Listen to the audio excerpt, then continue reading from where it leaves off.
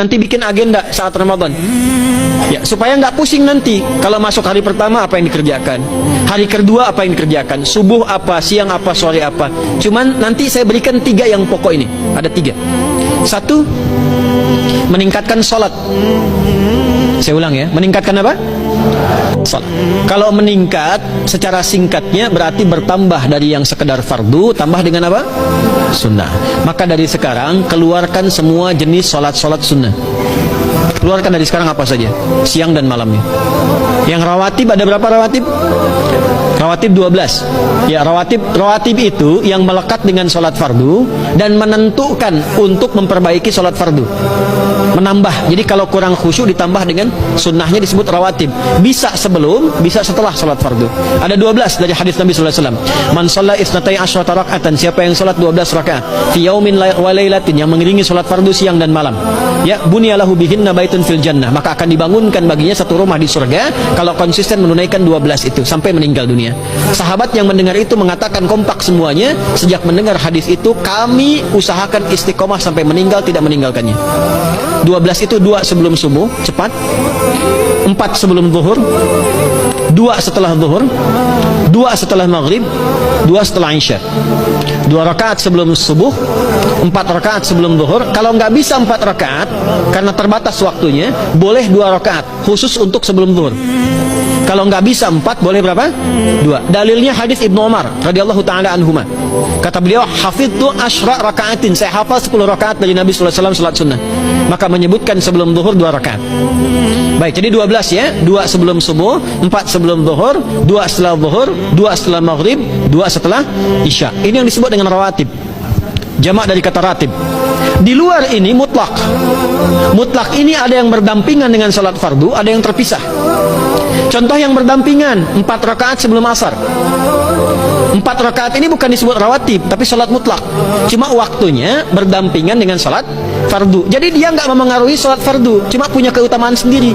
Apa keutamaannya? Hadis Ibnu Umar radhiyallahu taala anhuma, ketika beliau menyampaikan qala Nabi sallallahu alaihi wasallam, rahimallahu ra'an shalla qabla al-'ashri arba'an. Allah akan menambahkan rahmat pada orang yang terbiasa salat 4 rakaat sunnah sebelum salat asar. Jelas ya? Baik. Kemudian apalagi setelah itu? Salat di antara adzan dan iqamah. Ya, di antara adzan dan iqamah. Tahiyatul masjid. Apalagi misalnya salat duha. Duha dibagi 3. Awal duha itu kurang lebih 1,5 jam setelah salat subuh. Subuh sekarang misal 4:30, maka jam 6 muncul awal duha. Namanya syuruk. Saya ulang, salat apa namanya? Syuruk itu salat awal duha. Jumlah rakaatnya 2 rakaat. Man shalal ghadata fil jama'ati thumma yaqudu yadhkurullaha subhanahu wa ta'ala fa yusalli rak'ataini fa kana alaihi ka ajri umratin wa hajjin, ya ka ajri ummatin wa hajjin tamatan. Siapa yang salat subuh 2 rakaat dengan berjamaah, ya, dan umumnya kalau berjamaah bisa ke masjid di masjid. Kalau tak mampu ke masjid, tunaikan di rumahnya. Setelah itu tidak beranjak dulu, dia duduk untuk berzikir kepada Allah. Zikir itu bisa baca Quran.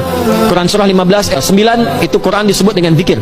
Quran surah 54 ayat 17, 22, 32, 40 itu Quran disebut dengan zikir. Bisa baca Quran, bisa berdoa.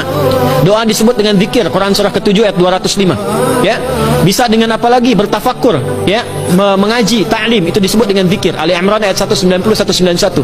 Alladzina yadhkuruna Allaha qiyaman wa qu'udan wa 'ala junubihim wa yatafakkaruna fi khalqis samawati wal ard. Ya, disebut dengan zikir. Bisa bertasbih. Zikir pagi petang, kalimat-kalimat thayyibah. Ada itu di Quran surah ke-4 ayat 103. Jadi habis salat subuh zikir dulu. Doa dulu, zikir dulu, belajar dulu, tafsir dulu. Setelah itu muncul syuruk. Perjalanannya disebut isyraq, melewati masyrik, 1 tombak bayangan, dia salat 2 rakaat. Itu pahala salatnya senilai haji dan umrah. Sempurna. Bukan sudah haji, bukan. Mau kemana? Ibu mau haji dulu? Tidak. Ya, hajinya nanti bulan Dzulhijjah. Tapi senilai haji dan umrah itu 2 rakaat. Awal duha disebut apa? Syuruk. Pertengahan duha sekitar jam 9 jam 10. Jumlahnya 2 sampai 4 rakaat. Ya, 2 sampai 4 rakaat. Apa fungsinya? 1, mengganti seluruh zikir yang ada dalam tubuh kita. Mata berzikir, telinga berzikir, lisan berzikir, bisa diganti dengan 2 rakaat duha. Itu waktunya pertengahan duha. Kurang lebih dari jam 8, 9, 10 lah, kurang lebih 3 jam itu, ya. Yang kedua, bisa menghambat atau menghentikan, menahan satu musibah umum. Misal ada kebanjiran nih atau macet nih. Orang-orang kena macet. Bapak yang biasa sholat duha pertengahan itu tiba-tiba ditolong oleh Allah, dibebaskan. Tiba-tiba ada orang datang, Pak lewat sini di sana macet. Atau dibimbing ada kontraflow. Itu manfaatnya duha tuh. Yang pertengahan. Yang terakhir adalah akhir duha. Sekitar jam 10 sampai jam 11 menjelang ke zuhur. Ya, akhir duha itu jumlahnya dari 2 bisa 4 sampai 8 rakaat.